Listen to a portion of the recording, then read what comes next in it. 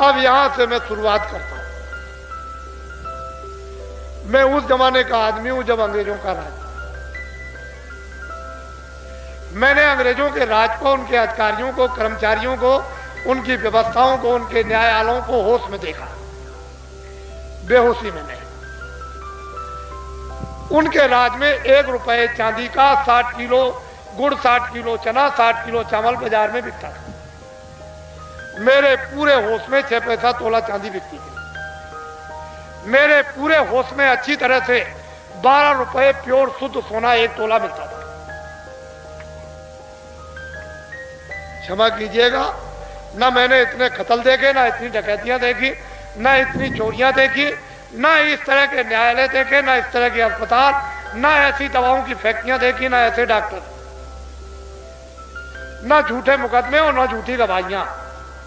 बड़े सीधे साधे सच्चे लोग गांव में रहते थे। और कोई घटना अकस्मात गांव में हो गई किसी से, चाहे ब्राह्मण हो, चाहे क्षत्रिय हो, चाहे छोटा हो, कोई किसी तरह का हो, फौरन शाम को पंचायत बैठ गई बुजुर्गों की, और तुरंत बिना कचहरी, बिना न्यायालय के, बिना पैसे और बिना स्टाम्प के फौरन बैठ करके और बात फौरन पता चल गई कि किसका इसमें कसूर है, किसका नहीं। मालूम हो गया बेटा तुमने ये बुरा काम किया, ये लो 5 रुपए, अगर ज्यादा कोई जुल्म हुआ तो 5 रुपए प्रसाद लाओ, कन्याओं को खिलाओ, नहीं 8 आने का। ज्यादा कसूर हुआ तो 1 महीने का हुक्का भर, और ज्यादा अगर गलती हो गई तो साल भर का हुक्का भर। फौरन कहा कि मैं पैर छूता हूं, इन सब के पैर छुओ और माफी मांगो। माफी मांगी, पैर छुए, आइंदा नहीं। फैसला हो, सब में मोहब्बत, सब में प्यार, मिलजुल करके रहते थे। चाहे कोई भी गांव की घटना हो, ब्याह की हो, शादी की हो, मरी की हो, सब लोग उसके दरवाजे पर। 30 त्योहार में सब मैंने जमाना होश में देखा, और 30 साल सत्याग्रह देखा। 30 साल पूरा सत्याग्रह देखा, स्पीचें सुनी, व्याख्यान सुने, लेक्चर सुने। ये बताया गया कि अंग्रेज हैं, ये जमींदार हैं, ये राजे हैं, ये बड़े दुराचारी हैं, बड़े अत्याचारी हैं, और बड़े ये हैं, और इस तरह से ये सब हमने सुना। 30 साल सत्याग्रह, और उसके बाद 48 में आजादी भारत को मिल गई। तो उस आजादी में न रेडियो का योगदान, न अखबारों का। ये जो भूम दो तक बैठे हुए सब योगदान इन्हीं का। हमने पूरा जमाना देखा, और ये योगदान न अखबार न रेडियो, ये भूम जो था। 48 में आजादी मिल गई, कचहरी मिल गई, अधिकारी मिल गए, फौज मिल गई, खजाना मिल गया, ये मिल गया, कागज पत्र मिल गए, छात्र मिल गए, काश्तकार मिल गए, दुकानदार मिल गए, फैक्ट्रियां मिल गई, सारा सामान आपको मिल गया।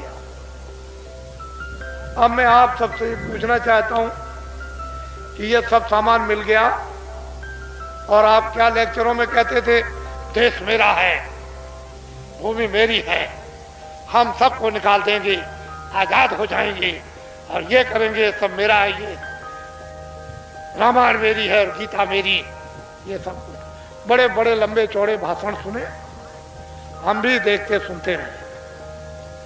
ये सब 48 में आजादी मिल गई। तो मैं आपसे ये पूछना चाहता हूं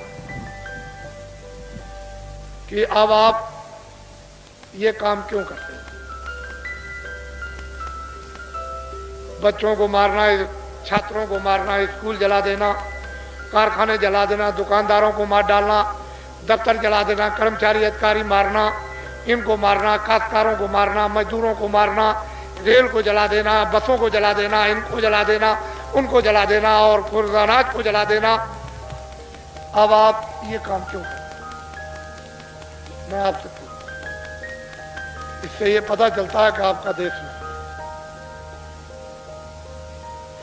आपके कारखाने नहीं है, आपके दफ्तर नहीं है, आपके छात्र नहीं है, आपके स्कूल नहीं है, आप मतलब ये रामायण नहीं, न गीता नहीं है, आपके ये काश्तकार नहीं है। इससे तो ये मालूम होता है कि आपके कुछ है ही नहीं। अब आपने ये काम क्यों किया? मुझे ये बताइए। 40 सालों को मुझे देखते देखते हो गए। ये सारा बोझा आंदोलन का, हड़ताल का, तोड़ का, फोड़ का, राजनी का, मार का, पीट का, कत्लेआम का, मैंने इन सब का आंकड़ा निकाल रखा है कि 40 सालों के अंदर इस प्रजातंत्र में इतना आदमी, इतना छात्र, इतने कर्मचारी, अधिकारी, इतने काश्तकार, इतने बच्चे, इतने मजदूर मारे गए कि अंग्रेजों के पौने 200 साल में नहीं मारे गए। यह आपने काम क्यों किया?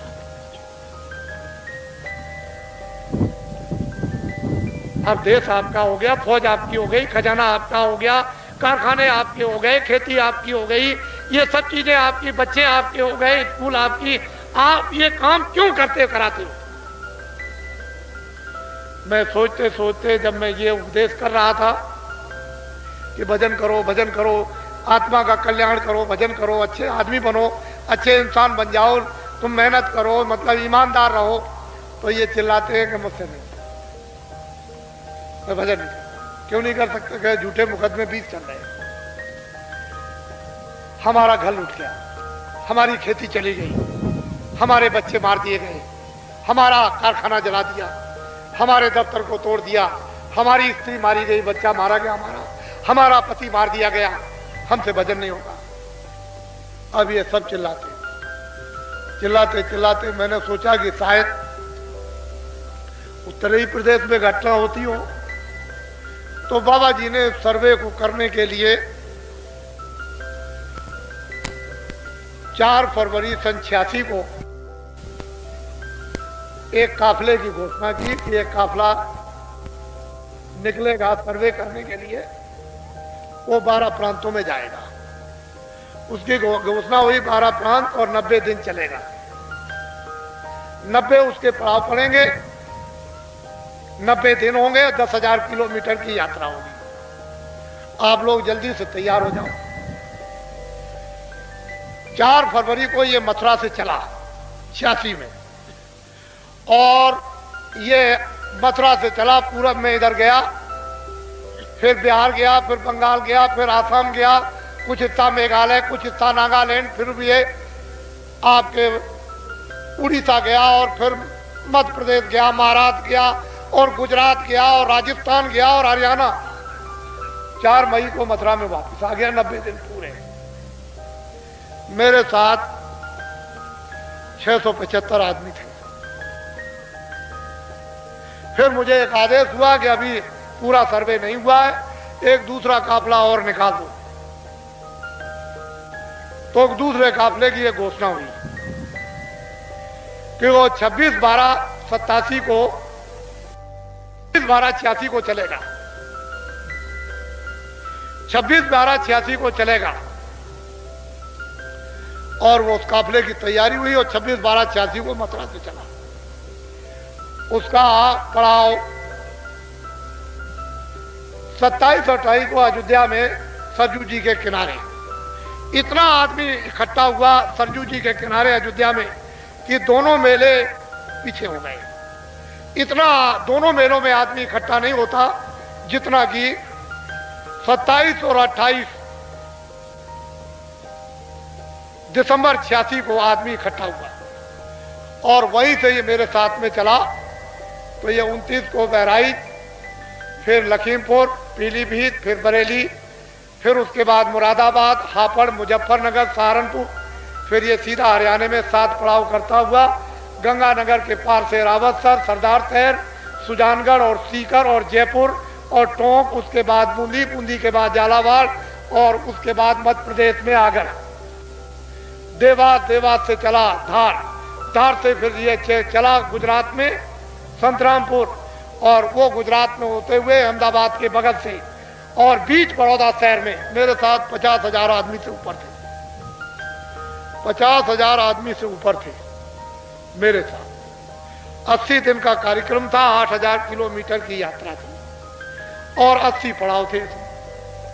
अब ये गया महाराष्ट्र में, फिर इधर गया गुजरात, महाराष्ट्र और कर्नाटक गया मेरे साथ 50,000 आदमी से ऊपर।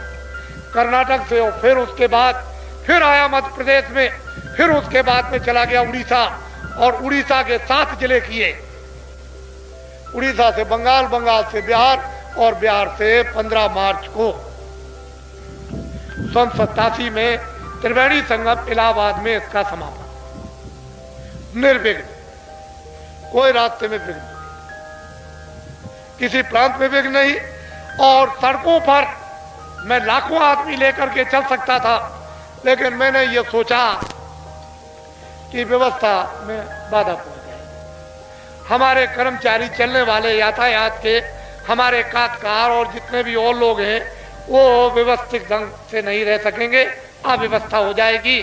तो इतना ही, किसी काश्तकार में, सेठ साहूकार में, कर्मचारी, अधिकारी, किसी भी 14 प्रांत में कोई किसी तरह की बाधा नहीं। मैं ये दिखाना चाहता था कि अनुशासन नाम किसका। और ये 14 प्रांत में घूम करके ये सीधा उस विशालता के साथ संपन्न हुआ कि कुंभ में इतना आदमी नहीं आएगा। इतना आदमी ये 15 मार्च को इलाहाबाद संगम पर सन 87 में उपस्थित था। यह समाचार रेडियो अखबारों पर नहीं। आपको यह जानना चाहिए कि परिवर्तन रेडियो अखबारों से नहीं हुआ। बाबा जी ने यह सब सर्वे कर लिया और सब सर्वे करने के बाद कर्मचारी अधिकारियों को क्या तकलीफ है, काश्तकारों को क्या तकलीफ, छात्रों को क्या तकलीफ, मजदूरों को क्या तकलीफ, सेठ साहूकारों को क्या तकलीफ है, ये सब सर्वे करने के बाद इनकी एक दवा बनाई। दवा तैयार की गई और फिर उसके दरबार में दवा तैयार कर ली, उपस्थित कर दी गई कि जो आपने आदेश जितना दिया था उसकी पाबंदी की गई, पालन किया गया। अब जो आगे आदेश दें, तो मैंने इनको किसी को नहीं बताया। एक घोषणा हो गई कि बहराइच जिले में तहसील केसरगंज, गांव देवलखा 10 सितंबर को एक कार्यक्रम विशाल होगा। किसी को बताया कुछ नहीं। इन सब लोगों को अंधेरे में रखा और जब पहुंच गया तो वहां झंडा भी बना हुआ और ये सब तैयारी बिल्कुल विधिवत, विधि विधान के साथ, पूजन के साथ, वेद मंत्रों के साथ वहां पर भूम ज्योतक हितैषी काश्तकार संगठन की एक आधारशिला